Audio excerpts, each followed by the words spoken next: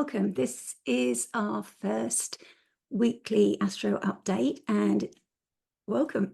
Welcome to my good friend Christa, who stepped in at the very last minute. It's a challenging time. We're in the retrograde shadow of Mercury, so I did expect we might have problems. And we have. Christa is kindly sharing her screen for me because my screen share wasn't working. So please bear with us with the technical updates because Christa hasn't had long to familiarise herself with what I've set up here.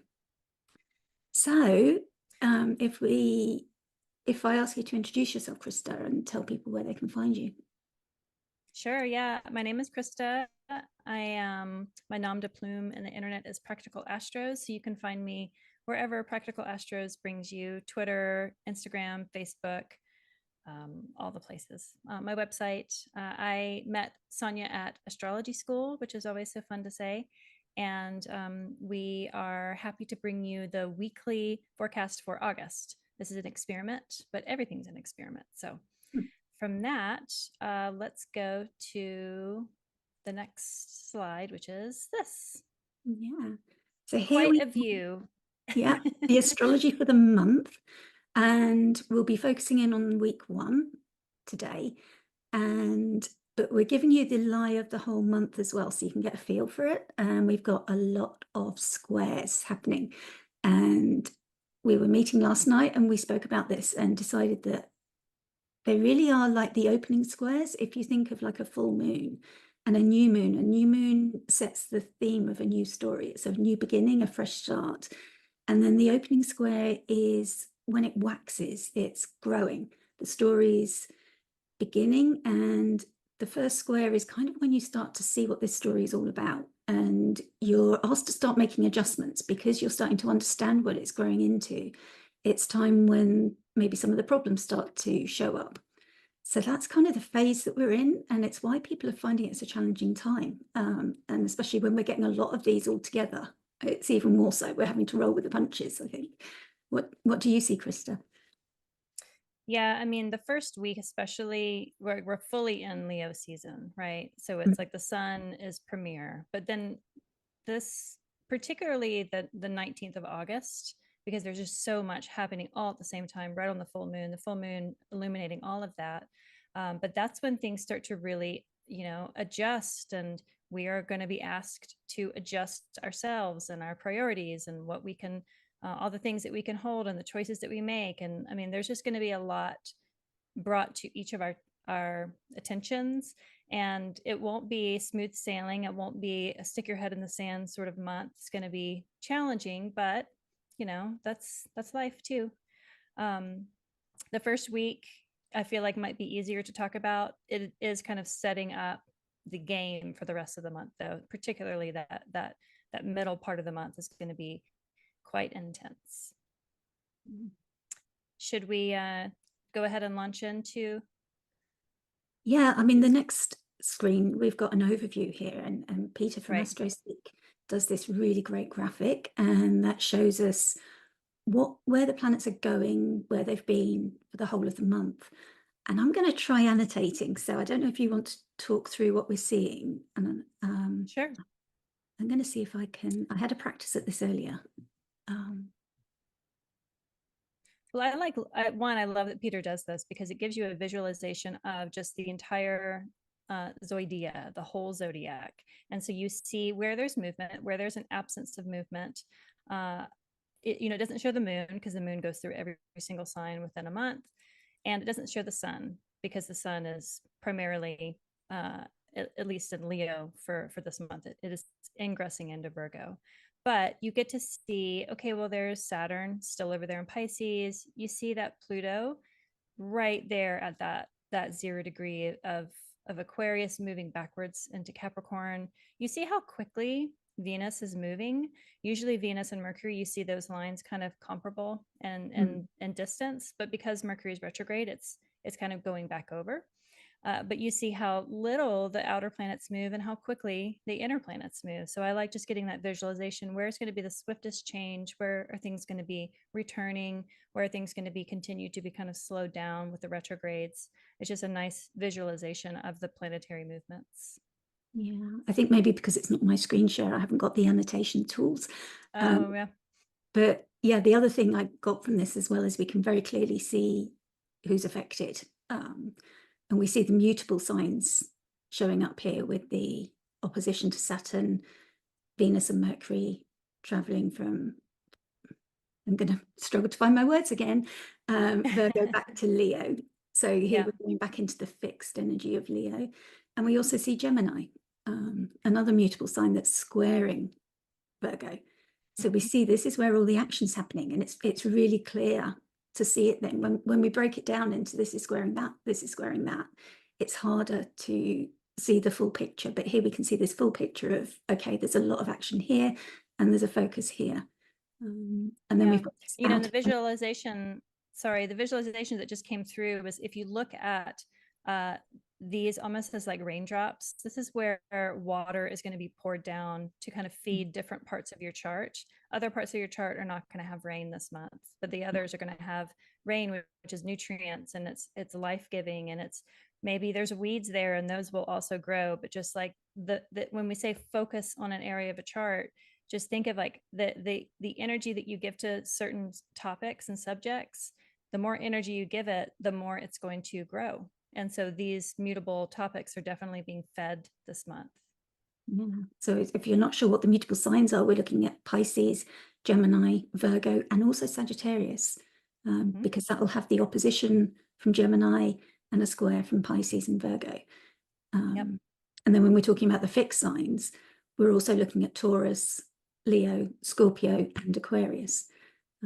So those are the signs that are activated there. So if you've got your sun, moon, rising there, but also if you've got any other planets, if you don't know, you can go to astroseek.com and enter your birth data, and it will tell you. I've got a video on my YouTube that shows you how to do that if you don't know, but you can pull up your chart and get a free chart and it will tell you.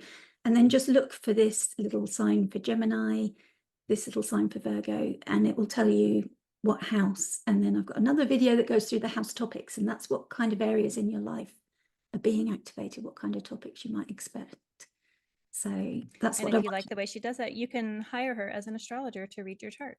Yeah, both Christa and I have our books open, and there'll be links to, and there is on the start and end screens as well, links to us if you want to get more details and information. And the other thing is that not all these transits affect everybody, because it does depend on where your planets are in your chart. So you don't have to think that everything is activating everything in your chart. But certainly if you've got a lot of placements in this, it might feel like it this month. Because like Christa says, it's raining on your chart in these places. So should we get I had someone send me a message with a picture of their chart, and they're like, what am I supposed to make of this? And I was like, nothing, you just hire an astrologer. Yes. Yeah, because it's so hard to see everything. I mean, that's how I started, was trying to work out my own chart at once. And it was like, okay, do I hire an astrologer or do I learn astrology? And I was having a 9th house activation, which is about studying. So I did both. It was like, I recommend using your chart to study astrology is a great way, because you're gonna have the most memorable anecdotal experience as you start to understand what transits actually mean. But for the first time, if you're looking at it, it just looks like a foreign language. So hire an astrologer to introduce you to it, and then start going down the rabbit holes, because that's pretty much what it is. Yeah, Speaking of rabbit holes, beautiful symbolic language, and it needs interpretation. And there's multivalent ways that it can speak, and a lot of that comes through what's happened before in your life and what's happening now. And that's how an astrologer interprets it. So what we're doing now, looking at these charts, we haven't got the information on your life, so we can't say how it would affect you personally. So that's kind of important to say when you listen to these and think, well, that's not what's happening for me. This is a very general kind of interpretation, but an astrologer would go a lot deeper. Well, and that's the idea of these forecasts is, we practice Hellenistic astrology, which puts an emphasis on the rising house, the first house. That sets kind of the tone of the angles, the loudest topics of your life. And so as we go through these transits for each week, we'll talk about, okay, well, if this is a Scorpio rising chart and the sun is in the 10th house and Pluto is down there in the 4th, those are going to really highlight those topics of life, because with Scorpio rising, it puts the sun and Pluto there in fixed signs. It puts those in the angles. And all of the houses in astrology derive their meaning from their relationship to the angle, and the angle is determined by the rising sign. So as we go through these, we'll talk about this. You don't have to necessarily understand it fully, but if you understand that you have a Gemini rising, or you have a Libra rising, or a Scorpio rising, we'll talk to that about, the cardinal or tropical signs, the fixed or stable signs, or solid, I guess, and the mutable signs. So we'll talk about that. But the idea of the forecast is to kind of put it into those modalities of, if you have a rising sign that's of one of those modalities of where these transits are going to hit. Yeah, that's really great. So we've got Uranus. So let's start. Squaring Venus. So that kicks us off. Venus is I call her our laughter loving queen. She signifies women and beauty and love and sex, all the things that we like to enjoy. And we see her now in Leo, and Leo is like the regal sign, it's sometimes called. It's also a sign of authenticity, where she would express in a way that we were talking last night about. Maybe she's wanting to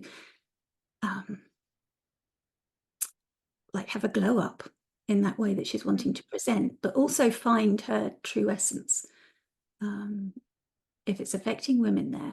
But when she's squaring Uranus, there's this story that started in that Taurus area, and she rules Taurus, so that's quite important to know. And Uranus is that unpredictable planet, can bring sudden insights, can be, I like to think that it will bring insights, but it can also shake up things, bring revelations, and can be very much the unexpected. When we had the Mars-Uranus conjunction, the people were getting trees through their houses and all sorts of sudden things happening. So it can be very unexpected events, and you may see that as a developing story. And I've got the date here. They were together on the 18th of May. So that's when the story was likely started, but you might not be aware of what that was that started in the Taurus area of your chart. But now it's coming more to light.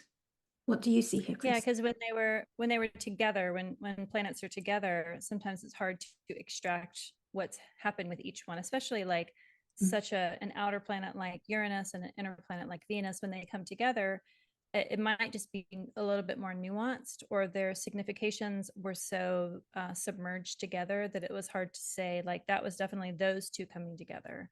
Venus especially, because Venus brings ease, right?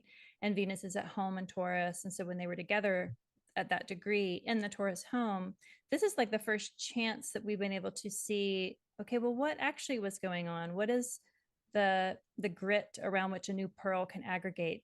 That's what this square is. It's like this new thing that's a little bit more disruptive because it involves Uranus, but it's in the Venus is in Leo. It's co-present with the ruler of the sun. So if you look at the fixed rising signs, Scorpio, Taurus, Aquarius, and Leo, this is happening in the 1st, 10th, 7th, and 4th houses. So it's 1st as self, 10th as, what you do for a living or how you're publicly seen, 7th of relationships, and 4th is like how you root your ancestors, your bloodline, your lineage, that sort of a thing. So it's like you as a character, the relationships you're in, where you nest, and then where you're seen, those really basic core topics of life. There's some sort of tension point between the themes of Venus and the disruptions of Uranus. So like for Scorpio rising, for this rising chart example, Venus is in the 10th of career or how you're seen, and then Uranus is in the 7th of relationships. So is there going to be some sort of tension between a one-on-one relationship that is challenging to your own ability to be seen, or fame, or recognition, or legacy, some sort of sense of authority, kind of in conflict with relationships in life?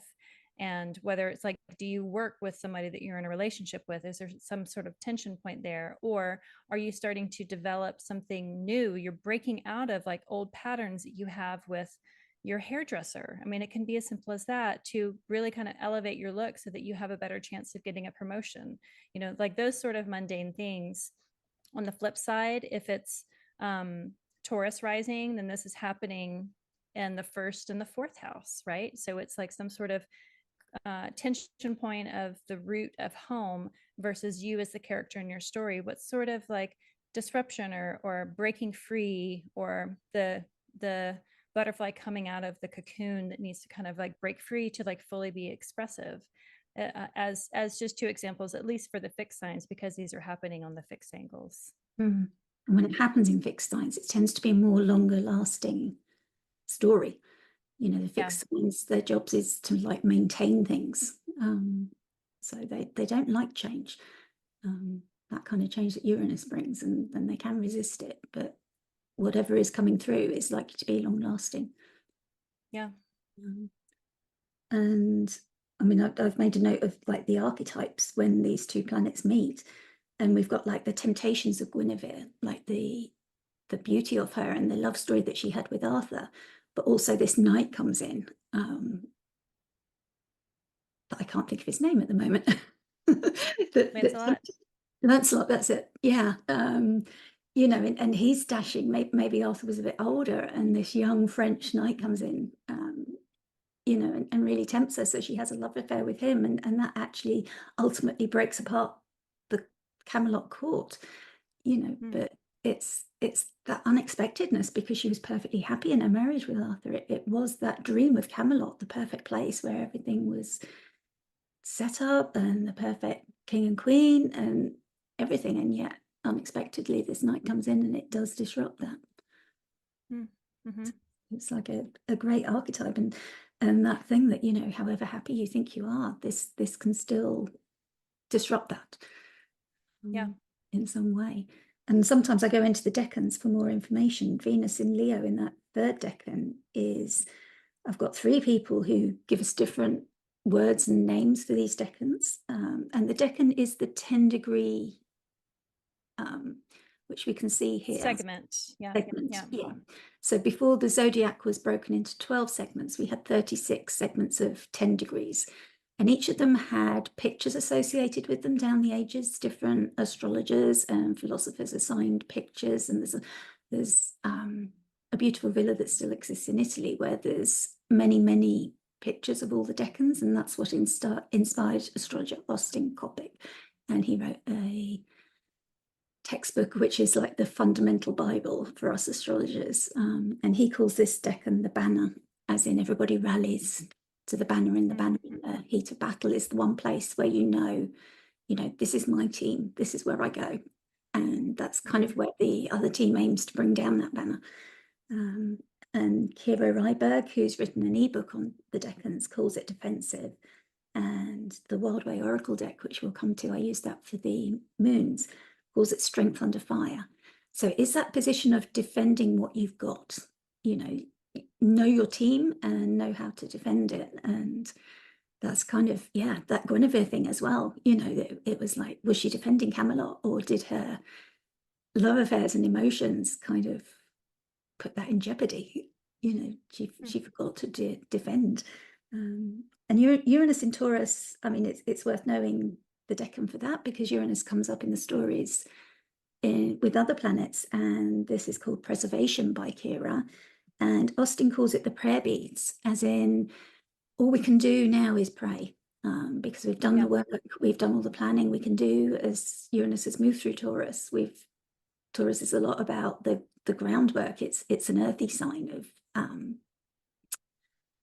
dividing the earth, and how we plan our crops and things like that is very pragmatic, and also sensual, because it's Venusian, it's beautiful.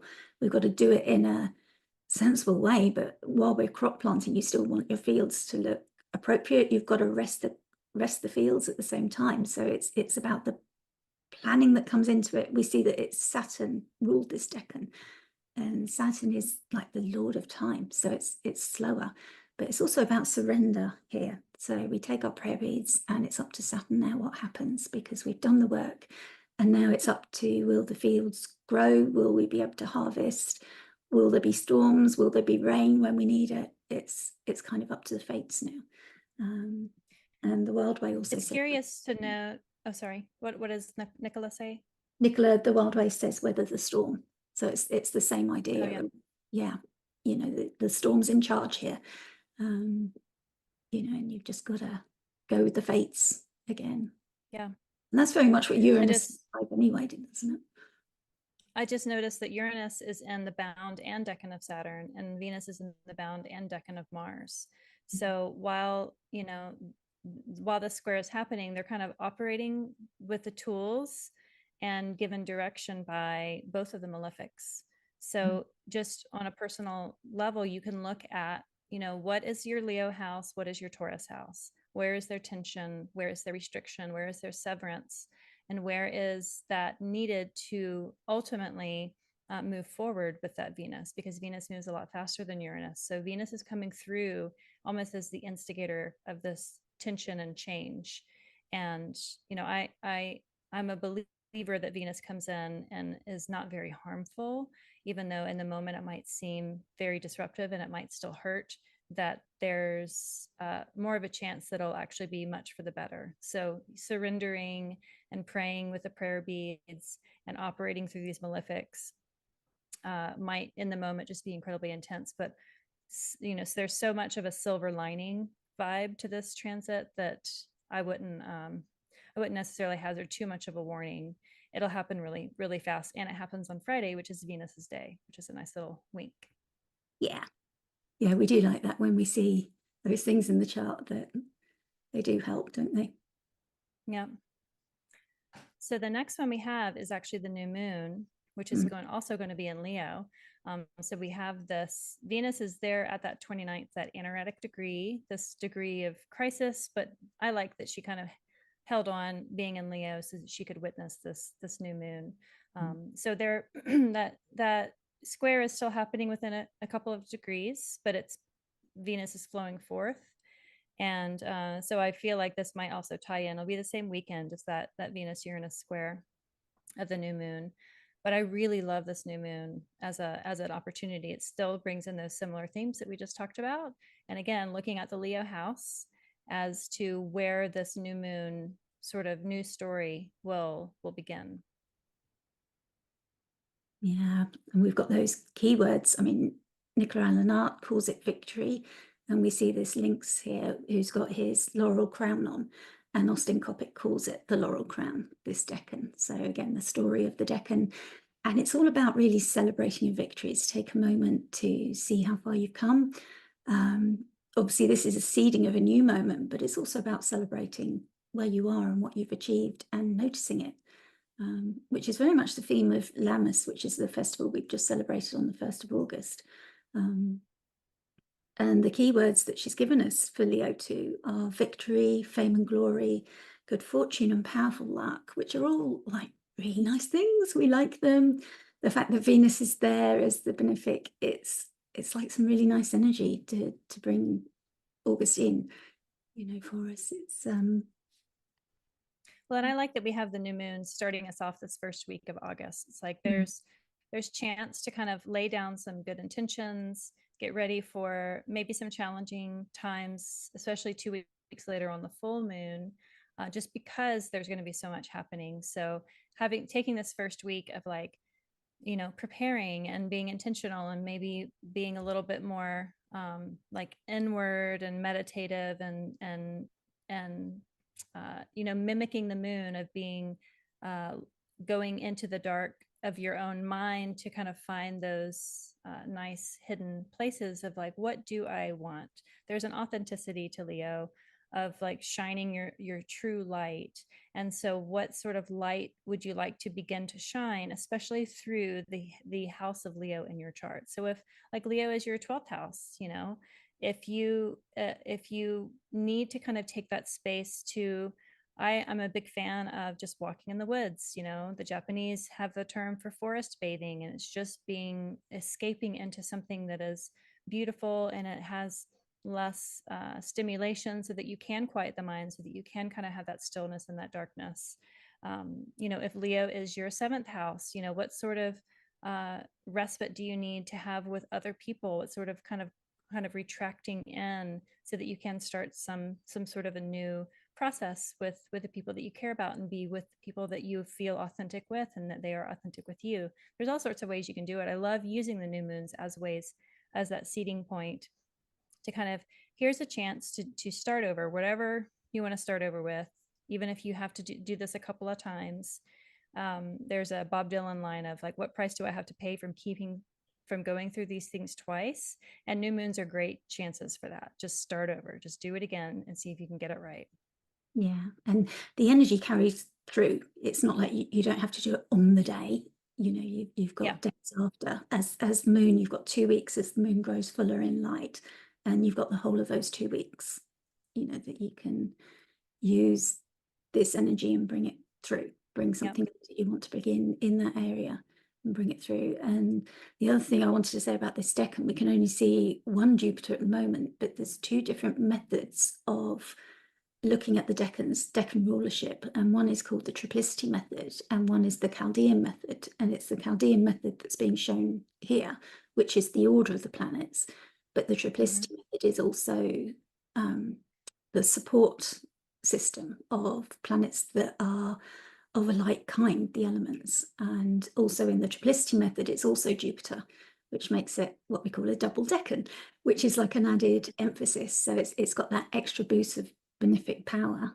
And of course, we find Jupiter there in Gemini, and it's in Venus's decan. So there's like this really nice, although it's not a complete mutual exchange, but with Venus in Leo, it just feels nice that the benefics have got that kind of energy switching between them, even though it's not strictly speaking an exchange. So after the new moon, it's like just a few hours later, right? Maybe 12 hours later. We have Venus, which held on at that 29th degree of Leo and has moved into Virgo. So now she's co-present with Mercury and changes the dignity of Venus by going into the sign of her fall, but co-present with Mercury, and then at this point is out of the beams of the sun. I think it's a 15-degree orb, so she's fully out and across the sign boundary. So she's not so sunburned. Which is really nice. That means that we can actually see her as an evening star. So if you want to go out and spot her, you know, from the 5th of August onwards, you can use apps like the Skywalk app and Stellium are apps where you can download them, and there's upgrades, but there's a free app that you can use. And I mean, it's lovely this time of year to go out of an evening and point it at the sky, and it will tell you what you're looking at, and you'll be surprised quite how often you think it's a star and it's actually a planet. You know, which is quite wonderful. Well, and the story of Venus as a morning star versus an evening star, it really does change her vibe. It changes her mood. It changes like the myths around her. So while she is fallen in Virgo, she is kind of coming across as more of a peacemaker at this point. And she enjoys being an evening star because she's of the night sex. So it kind of suits her. That's like one condition in the accidental dignities, we'd call that a position where that's something that adds happiness for her, even though I mean we were saying that she's not in the best position. She's not comfortable in Virgo. It's the sign of her fall, but she's got a good relationship there with Mercury, even though Mercury is in the shadow.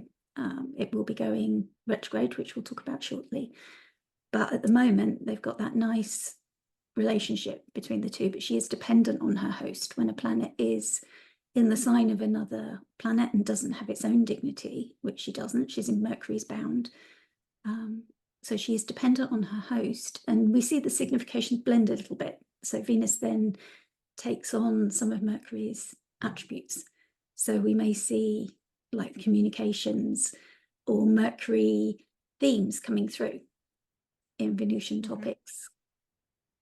And I like that Mercury is still direct when she goes in that ingress chart of her going into Virgo. He is within the shadow, but he is still direct. So it's like he waited for her to come to his house before he turned back around to go back to Leo. I think that's very charming, Mercury. It is very We'll keep gentle. talking about Venus and Virgo because later that day, this very thing happens. See how quickly that happened? Yeah. So she's there. She's 7 minutes into Virgo, but then, you know, he stations to turn retrograde. He will go back to this 21 degree of Leo, which is where the moon is, that moment that he turns direct. So I think that's a nice little wink also. Yeah. Mercury loves to wink. So I like to see them from him. What do you think about just the overall Mercury retrograde? I mean, this is, you know, we have the new moon the day before. Now we have this Mercury retrograde in Virgo going back into Leo. And this will kind of color the rest of the month because this will inform the mercurial houses. It will inform this Mars Jupiter conjunction that is beginning to take form. It informs the Venus. And then when Mercury goes into Leo, it will also inform just this Leo house and the sun. So what's your overall idea of just how we might experience this first week of Mercury retrograde in Virgo? Yeah, I mean, Venus also rules Uranus, and she's the exaltation ruler of Pisces as well. So the outer planets that are in the conversation, they're all coming back to this Mercury that's retrograde. And a lot of people are aware of Mercury retrogrades. People who aren't even into astrology or don't watch astrology videos may still ask. I might still get texts from people who don't believe in astrology saying, is Mercury retrograde? Because I'm having problems with XYZ.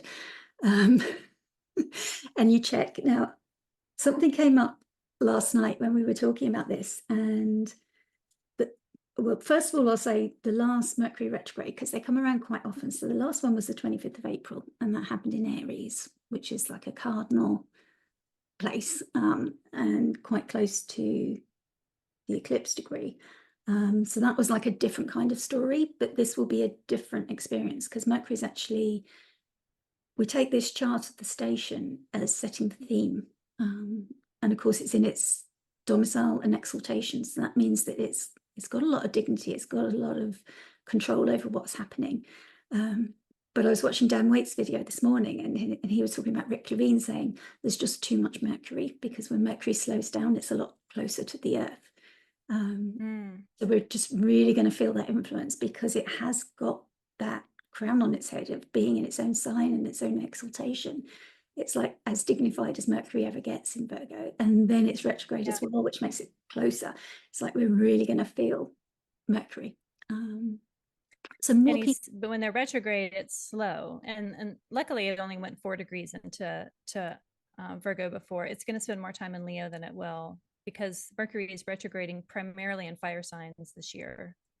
But yeah, it's when they're retrograde, they're slower. So usually you see Mercury just speed right through. Like Mercury went through Gemini, its other domicile, in 14 days this summer. Like it was so quick.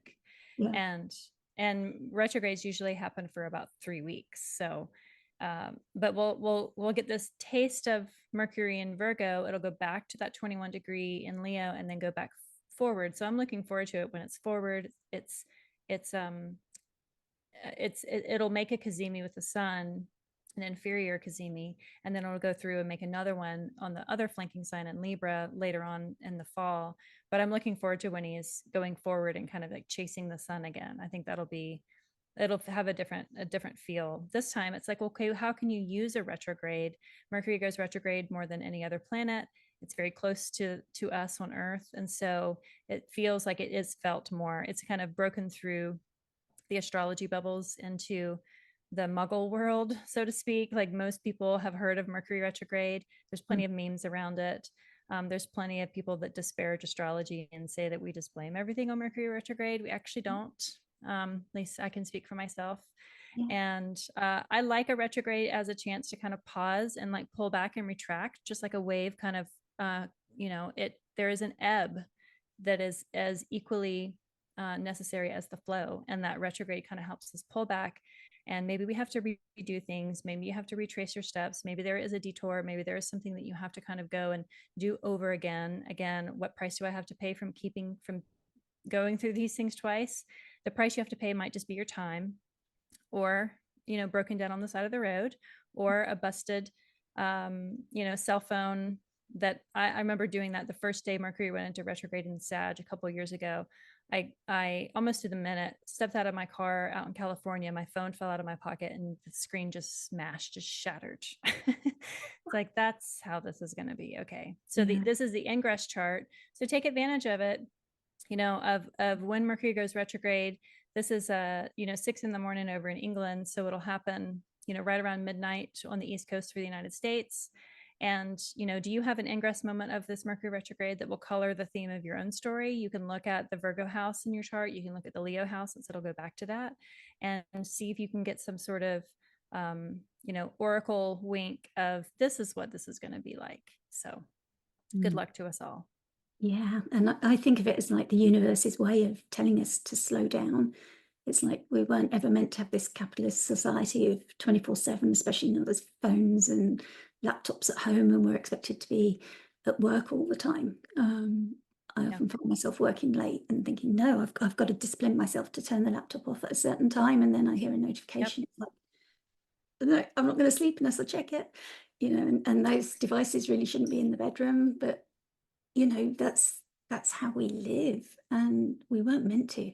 And the universe built in these retrogrades as a way to just slow down.